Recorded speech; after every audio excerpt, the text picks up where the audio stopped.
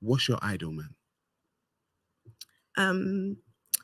A man that just accepts me for me. That's the first line here. And I say that because I'm gonna roll them up. So accepts you for you. Yeah. Right, go on. Yeah. Do I need to elaborate on that? No, just okay, great. Go on. Accepts me for me. Supportive. Someone that I can be in my feminine energy with, and I think that's really important because I've always found that of the men that I've dated, I've have to go into gangster mode, and I don't like that. Right. I want to have the softer side of me. Some financial support. I won't lie. Obviously, I make my own money, but I like to be spoiled. Right. I accept that now. I think at first I tried to act like I didn't, but it's what I want. Amen. Yeah, you know, family orientated, yeah, that kind of vibe. I feel like that's enough for me. Okay, Naomi, what would be your ideal man? My ideal man would be a man that makes me feel secure, and that's emotionally and physically and financially as well. I would like loyalty in the sense of somebody who I know would show up for me when I need them. And what else would I want from an ideal man? I would like somebody to teach me something. I'm quite an inquisitive person, so I like to be able to learn. And sometimes I feel like I have to dumb myself down when I'm having for men.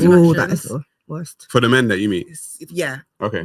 In my past quote unquote years, I felt like I wasn't really learning too much. I had to dumb myself down to stroke a man's ego. But now I want somebody to teach me some things. That's like quite a turn on to be. What? It's a turn on. When you can learn, yes, it's a turn on for me.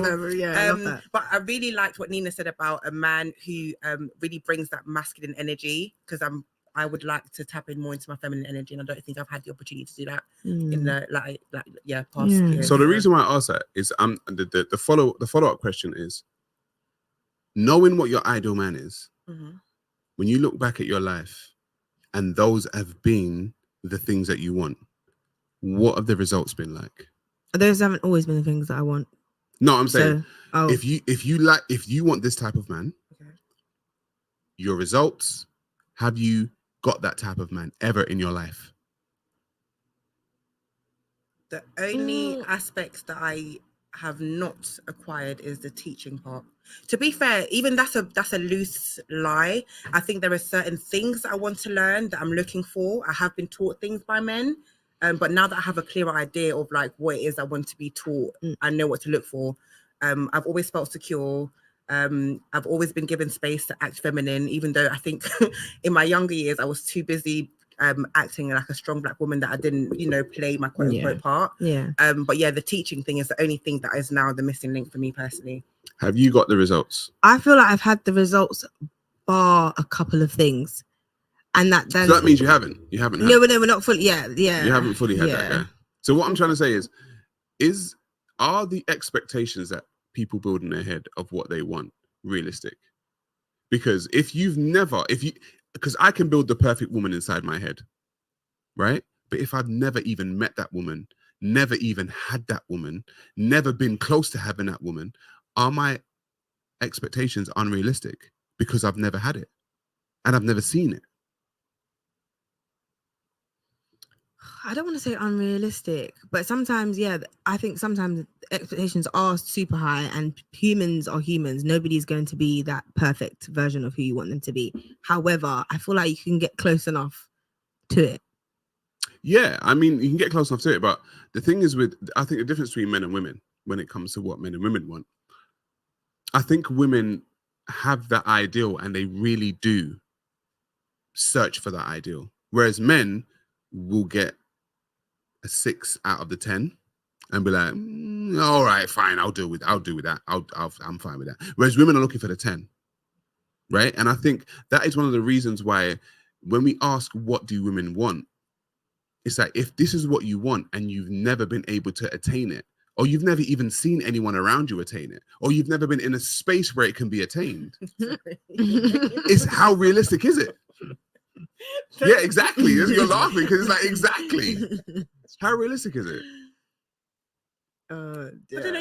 Are you saying that we should be like men and settle and compromise? Is that what? I'm just asking. No, say again. Are you asking that we should be like men and quote unquote settle? Like, see, this is the thing. See that word settle. Yeah, right? It's not a bad word to me. No, but you see the word settle is that it's not settling. Okay. It's just literally being realistic and unrealistic. For us men, it's like, listen, I can say tomorrow I want to walk out this building and Rihanna is going to be on the street and I want her, right? Yeah. How realistic is it, right? So if that's what I've built up in my head that's going to happen, it's like people that convince themselves they're going to win the lottery.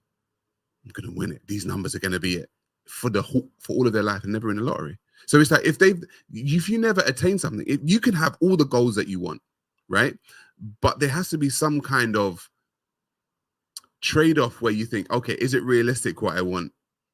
And is it unrealistic? And I think women live in that I think a lot of modern day women live in that unrealistic like realm where they've never even seen it. I'll be honest, and I think you guys are going to hate me for saying this. Go on. I don't think there's no such thing as settling. And what I mean is this. When we say we settled for something, we are implying that we had a better option and we chose something of a lesser option from what we had. If that better option doesn't exist, that's not settling. Okay. No, it does exist in their head. I know, but that's what I'm trying to say. I know, but if it exists in your head, that's why right? you feel like you're settling, right? But you've never even attained it. It's never like, for example, the example I give you is like, if I went to Reading University, no disrespect, if I went to Reading University, right, and I go, I wanted to go to Oxford, but I settled for Reading. Where it's like, well, did you get an offer from Oxford? No. No. So then you didn't settle for Reading. Reading was the best option you had for you. You had for yourself.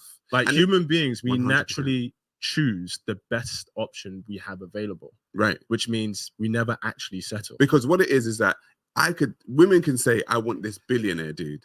He's got to be a billionaire. And you're like, what's your husband? Oh, he's a millionaire. I settled for him. You settled for a millionaire. You never met a billionaire in your life. Yeah. You built up the story of a billionaire in your head. And that's what your ideal. So a lot of the time women say, oh, I'm supposed to settle. Settle for whom? Have you even met the guy you're talking about? You guys have to realize that we're raised different to you, you know. That story that you told, it's a fairy tale that's created from childhood. Right. You watch Cinderella, you see these little fantasy films and you build it up. Even from before you even understand what marriage is, you picture in your head what your dress is going to look like, what color the bridesmaids are going to be wearing. You don't really process what the commitment is. You just see it as this fantasy. It's about me and it's about this and it's about me like this and like that. And then unless you unlearn that in adulthood, you're forever going to be chasing this thing that doesn't exist. Yeah. I